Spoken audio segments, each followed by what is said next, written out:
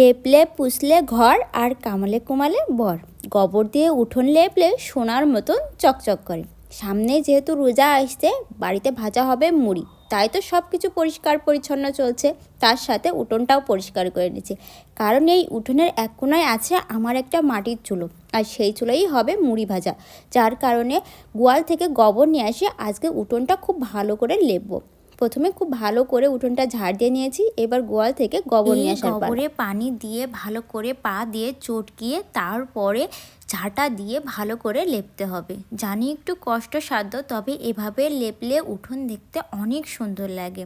আমার মায়ের মুখে শোনা কথা, এক সময় নাকি গ্রামের বাড়িতে অনেক বড় বড় উঠান থাকতো, যেই উঠানে কাজ হতো ধানের, যার কারণে এভাবে সেই উঠান লেপতে হতো। অনেক সময় লাগতো এবং অনেক গোবরও লাগতো।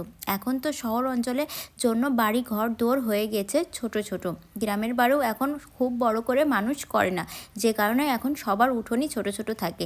তবে এভাবে উঠোন লেপলে উঠোন কিন্তু চকচকে হয়। যেহেতু মুড়ি ভাজা হবে, তাই আমিও এভাবে উঠোন লেপে নিলাম। আর পায়ের অবস্থা